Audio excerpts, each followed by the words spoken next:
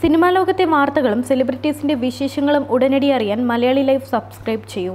ഒപ്പം അടുത്തുള്ള bell button കൂടി ക്ലിക്ക് ചെയ്താൽ ഞങ്ങൾ വീഡിയോ അപ്ലോഡ് ചെയ്യുന്ന ഉടനെ നിങ്ങൾക്ക് നോട്ടിഫിക്കേഷൻ ലഭിക്കും. കലാഭവൻ മണി വിട പറഞ്ഞിട്ട് 3 വർഷം പിന്നിട്ടിരിക്കുകയാണ്. ഈ അവസരത്തിൽ കലാഭവൻ മണിയുടെ വാഹനങ്ങൾ നശിച്ചു പോകുന്നതിന്റെ സങ്കടം രേഖപ്പെടുത്തി ഒരു ആരാധിക ഫേസ്ബുക്ക് പോസ്റ്റ് ഇട്ടത് വൈറലായിരുന്നു. കലാഭവൻ മണി ഉപയോഗിച്ചിരുന്ന വാഹനങ്ങൾ നശിച്ചു പോകുന്നുവെന്ന് ആരാധികയുടെ കുറിപ്പിന് മറുപടിയുമായി കലാഭവൻ മണിയുടെ സഹോദരൻ RLV രാമകൃഷ്ണൻ രംഗത്തെത്തുകയായിരുന്നു. മിമിക്രിയും നാടൻ പാട്ടും സിനിമയും ഒക്കെയായി മലയാളികളുടെ ഹൃദയത്തിൽ ചിരപ്രതിഷ്ഠ നേടിയ കലാകാരനാണ് കലാഭവൻ മണി. കലാഭവൻ മണി വിട പറഞ്ഞിട്ട് 3 വർഷം പിന്നിട്ടിരിക്കുകയാണ്.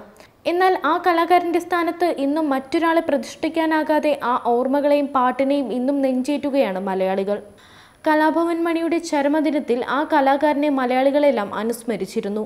ആ അവസരത്തിലാണ് കലാഭവൻ മണിയുടെ വാഹനങ്ങൾ നശിച്ചു പോകുന്നതിന്റെ സങ്കടം പറഞ്ഞ് ഒരു ആരാധിക ഫേസ്ബുക്ക് പോസ്റ്റ് ഇട്ടത്.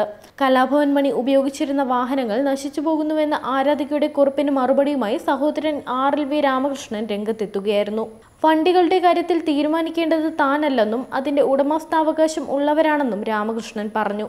പാടിയെക്കുറിച്ചും കലാഭവൻ മണിയുടെ വണ്ടികളെക്കുറിച്ചും സമൂഹമാധ്യമങ്ങളിൽ വരുന്ന പരാമർശങ്ങൾ ശ്രദ്ധയിൽപ്പെട്ടെന്നും കുപ്രചരണങ്ങൾ ഏറിയ സാഹചര്യത്തിലാണ് പ്രതികരണമെന്നും രാമകൃഷ്ണൻ പറഞ്ഞു.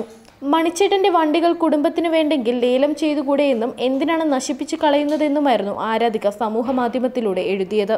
കുറിപ്പിനൊപ്പം പൊടിപിടിച്ചു കിടക്കുന്ന മണിയുടെ വണ്ടിയുടെ ചിത്രങ്ങളും ഇവർ പങ്കുവച്ചിരുന്നു. കൂടാതെ ചാലക്കുടിക്കാരൻ ചങ്ങാതി എന്ന പേരുള്ള മണിയുടെ ഓട്ടോയെക്കുറിച്ചും സമൂഹമാധ്യമങ്ങളിൽ തെറ്റായ രീതിയിൽ വാർത്ത വന്നിരുന്നു. പാടിയിൽ സ്മാരകം വേണമെന്നും മണിച്ചേട്ടന്റെ സ്മൃതി കുടീരം ജനങ്ങൾക്കായി തുറന്നിടണമെന്നും തന്നെയാണ് കുന്നിശ്ശേരി തറവാട്ടിലെ ഞങ്ങളുടെ എല്ലാം ആഗ്രഹം. അത് ബന്ധപ്പെട്ട അവകാശികളോട് ആവശ്യപ്പെട്ടിട്ടുണ്ട്. വണ്ടികളുടെ കാര്യത്തിൽ തീരുമാനിക്കേണ്ടത് ഞാനല്ല, തീരുമാനിക്കേണ്ടത് തീർച്ചയായും അതിന്റെ ഉടമസ്ഥാവകാശം ഉള്ളവരാണെന്നും രാമകൃഷ്ണൻ പറഞ്ഞു. RLV രാമകൃഷ്ണന്റെ കുറിപ്പ്.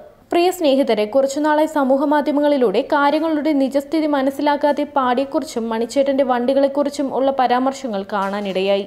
പാടിയുടെ കാര്യത്തിലും വണ്ടികളുടെ കാര്യത്തിലും മണിച്ചേട്ടന്റെ സ്മൃതികൂടാരം തുറന്നിട്ടില്ലാത്ത കാര്യത്തിലും എന്നെയും കൂടി കുറ്റപ്പെടുത്തുന്ന രീതിയിലുള്ള ഫേസ്ബുക്ക് പോസ്റ്റുകൾ കണ്ടിരുന്നു. ഈ കാര്യത്തിൽ ഞാൻ നിസ്സഹായനാണ്. കാരണം ഇതിൻ്റെ കാര്യങ്ങൾ തീരുമാനിക്കേണ്ടത് തീർച്ചയായും അതിൻ്റെ ഉടമസ്ഥാവകാശം ഉള്ളവരാണ്. അതല്ലാതെ എനിക്കതിന് കഴിയുകയില്ല. ഇതിൻ്റെ എല്ലാം ഉടമസ്ഥാവകാശം എന്നിലാണെന്ന് തെറ്റായി ധരിച്ചിരിക്കുന്ന ഒരുപാട് ആളുകളുണ്ട്.